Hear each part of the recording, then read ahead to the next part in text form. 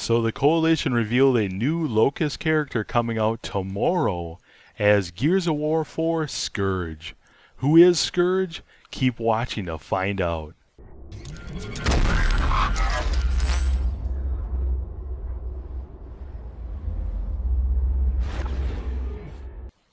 Hey guys, it's Chris with Blind Man's Bluff Gaming. Thanks for taking the time to check out this video, and I hope you're doing awesome today. Hey, if you're new to the channel, are you looking to stay up to date with the latest Gears of War 4 news? Then go ahead and hit that subscribe button and click that bell notification so you don't miss anything. So when I was doing research about who Skorge is, I went to the Gears of War wiki page and started reading, and it's so good I decided I'm just going to read it for you guys so you just get kind of the backstory of who this guy was or is in the Gears of War universe. Now before I start reading this, guys, I want to give you a spoiler alert that if you have not played Gears of War 2 yet and you don't want to have any of the plot spoiled, I would suggest just clicking off the video and maybe watching another one of my videos. Anyways, it starts out and it says Skorge was the high priest of the Cantus and general of the Locust military forces after General Ram's death during the light mass offensive. Now this happened at the end of Gears of War 1. Now Skorge wielded a Gorgon pistol, ink grenades, and a unique double-handed chainsaw staff. Skorge led the Locust forces against Gears at Landown during Operation Hollow Point and nearly destroyed Jacinto City with his strategy of sinking cities around Jacinto. But he met his demise outside Jacinto's gates at the hands of Marcus Phoenix and Dominique Santiago. Biography: The High Priest of the Cantus. Now Skorge was the High Priest of the Cantus caste. As the leader of the Cantus monks, Skorge preached the religion of the Locust. He, like his fellow Locusts, practiced a polytheistic religion. That means they worshipped multiple gods. Now, the religion's greatest deity was the Riftworm. They also worshipped rockworms for their meat and hides. Now, rockworms are those things that kind of move on the floor in the hollow and you take cover against in Gears of War 2. Now, Skorge, being the leader of the Cantus, was the only one able or allowed to communicate with and lead the Riftworm. The awakening of the Riftworm. After the death of General Ram and the destruction of the Outer Hollows during the light mass offensive, again at the end of Gears of War 1, the Riftworm was awakened, giving Skorge opportunity to strike back at the Sarens.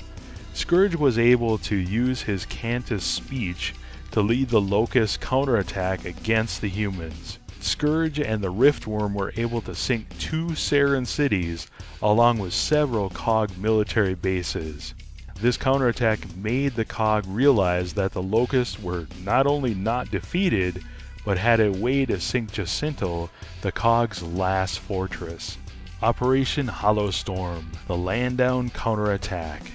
During the assault on Landown, now this is in Gears of War 2 where they went up there in those rigs and they were going to get inside those, I don't know, drill bit capsules or something and drill into the ground and go assault the hollow straight on. Anyways, during this section, Skorge personally led the counterattack against the coalition of ordered government's forces, the COG, in the drill zone. He jumped out of an emergence hole and landed on a Centaur tank. He cut the tank in half with his dual-bladed chainsaw staff and then jumped onto Rig 314. He engaged in a chainsaw duel with both Corporal Ty Calisso and Private Dizzy Whalen, resulting in Ty ordering Dizzy to flee after his defeat. Skorge captured Ty and several other gears so they could be processed, chaining them up and taking them into the hollow. The sinking of Lima. While many gears made it into the hollow during Operation Hollow Storm, Skorge was able to destroy Lima with the Riftworm, leading to a battle in the sunken city. However, the Riftworm was killed at the hands of Delta One, depriving Skorge of his main asset to destroy Jacinto City. The Siege of Nexus. Later, both the COG forces and Lambian troops attacked Nexus at the same time, laying siege to the Locust capital city. Skorge was defending the palace when he learned of Delta's plan to sink Jacinto. He informed Queen Mira and waited with her in the throne room until Delta arrived. After she briefly questioned them, Mira ordered Skorge to kill them, and he engaged in a duel with Delta Squad members Sergeant Marcus Phoenix and Corporal Dominique Santiago. He attacked them with ink grenades and deployed tickers, but they managed to avoid them. Skorge attempted to kill them by knocking down pillars and portions of the roof, but they avoided those as well. Skorge then engaged in a chainsaw duel with Marcus, but retreated after he was beaten in combat and his dual chainsaw staff was broken. He then called for his Hydra to pick him up. After Delta 1 boarded Reavers, Skorge pursued them on the Hydra. He chased them through the Hollow's tunnels until they grew too small for the Hydra, but he caught them in the air outside of Jacinto. After a vicious aerial battle, his Hydra was killed and Skorge died on impact when his body slammed into the ground. So what do you guys think of Gears of War 4's Skorge? To me, it looks pretty awesome. TC Octa said in a post on Twitter that it's actually the single player version of Skorge rather than the Gears of War multiplayer version they had in Gears of War 2. So I think he looks pretty amazing. Now for me, being a Horde player, I'd kind of like to play him in Horde, but I don't think that's ever going to happen.